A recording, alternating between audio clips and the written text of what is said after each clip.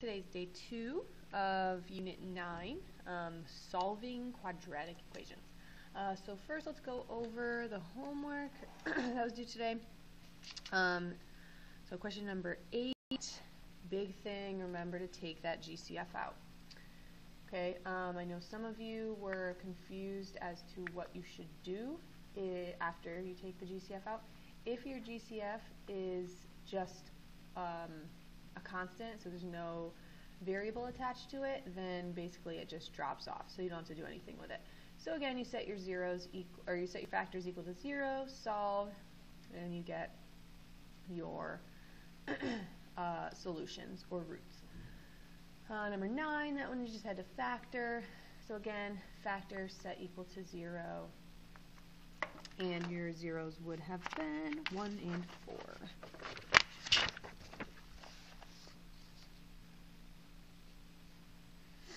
And question number 10.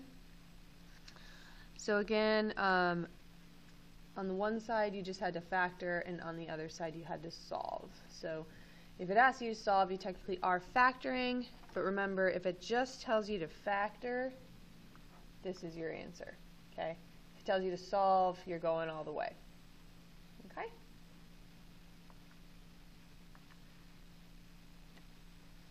Alright, so let's get started. So we have another factoring by grouping example. Okay, so remember we do A times C, so 24 times 3, that would be 72, and it needs to multiply to, or add to, sorry, negative 17. So negative 8 and negative 9. So go ahead and substitute those in for your A values and factor by grouping. Pull out your GCF.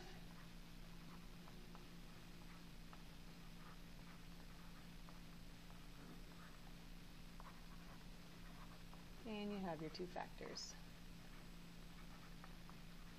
Hopefully it's coming back to you.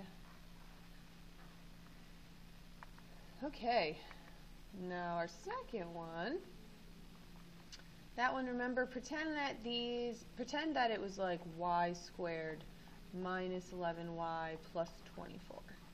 Okay, so think of how you would do this. So we want to multiply to a positive 24 and add to a negative 11.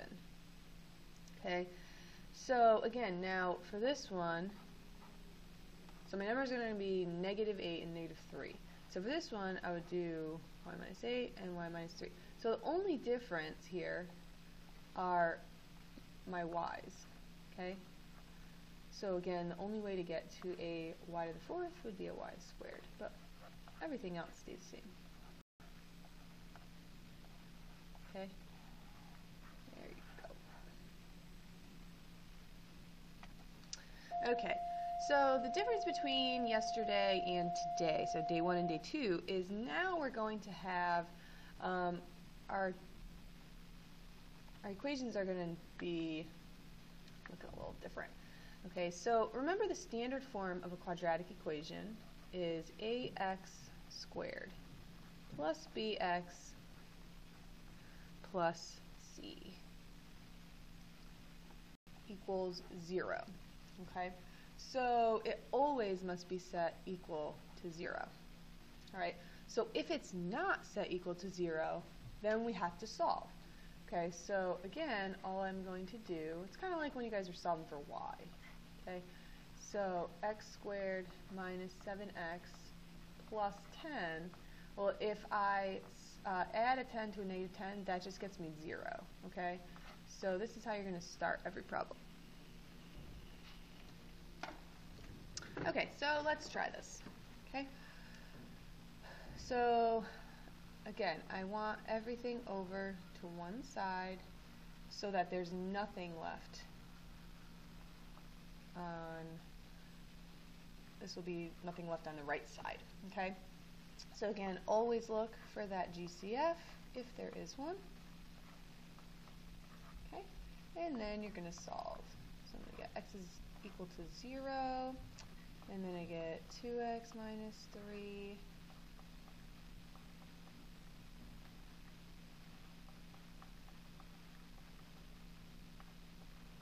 Okay, so for this, my solutions are going to be 0, and then 3 over 2. If you wanted to write 1.5, that's okay as well. Okay, so really not that bad. For this one, again, move everything over.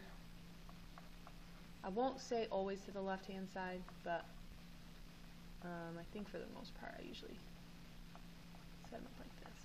Okay, so everything needs to be over on one side, and then you're going to factor. Okay, so again,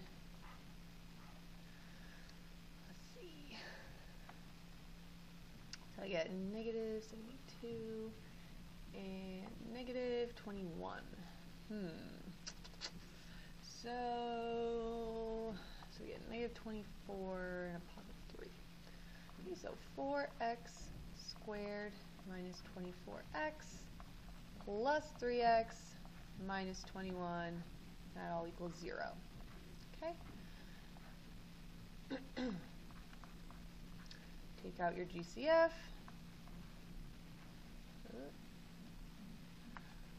I know it's an 8. I made a mistake. Or a 6, I mean. Did I do that right? Oh, it's 18 right here.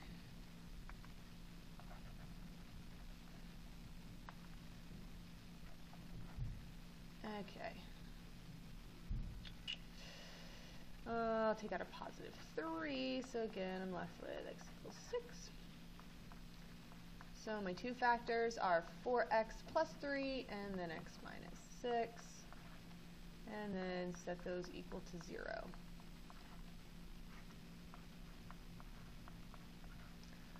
So x equals 6.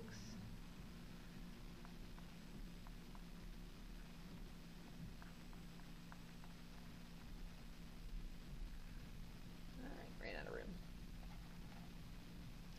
So x will be 3/4 and 6.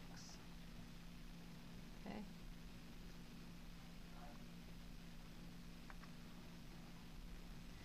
Sorry guys, I just added a negative. I subtracted the 3, so it's negative 3/4 and 6. Negative 3/4. Okay, on to the next. Alright, so again, if you can do more than one step at a time, actually, move this up. More room.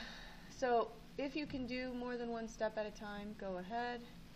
Just in case you are not going to do that, I'm just going to do a little bit at a time.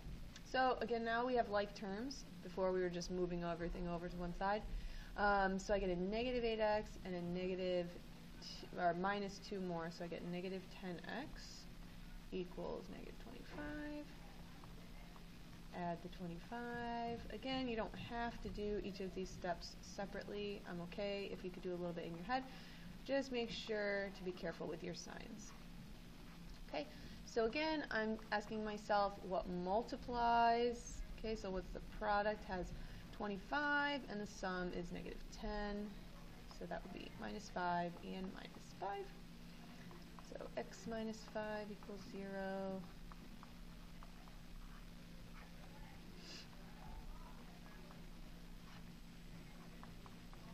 So remember, if you only have one solution, again, either write the coordinate or you can just write it in the braces. So my solution would be 5. Okay. Next one, again, move everything over to one side. Okay. So hopefully you're noticing that this is difference of two perfect squares. So make your two sets of parentheses. Square root of the first goes in the front. Square root of the second goes in the back. One's positive, one's negative. And set each factor equal to 0. again, that's the zero property. Zero product property. Minus 2. So r equals -2 and +2. And again, remember you can always check these on your calculator. Always, always, always. All right, again, number 5, very similar to number 3. So a little bit at a time, just start chipping away, getting everything over to one side. Also, if you notice, I'm keeping this in standard form as I solve this, which means, you know, x squared and then the x and then the constant. Just makes life a little bit easier. Okay, so I have a +7, I'm subtracting 5, so I'm left with a +2, and 0 on the right side. So what multiplies to 2 and adds to 3? X plus 2 and x plus 1.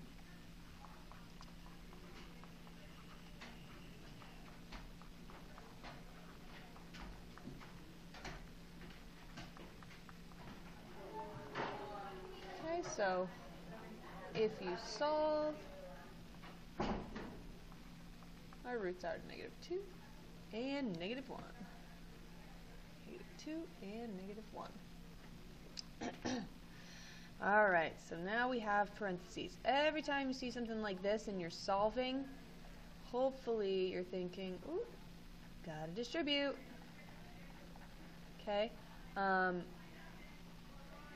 Sometimes it's hard to know when you should distribute and when you should just leave it as it is. Alright, so if we distribute, let's see, so we get x squared minus 2x equals 35. Again, you can do more than one step at a time if you'd like, but I don't want to skip any. Okay, so again, what multiplies to -35 and adds to -2? Hopefully you're all shouting, -7 and +5. I know, I'm losing it. Okay, so set those each equal to 0 and solve for x.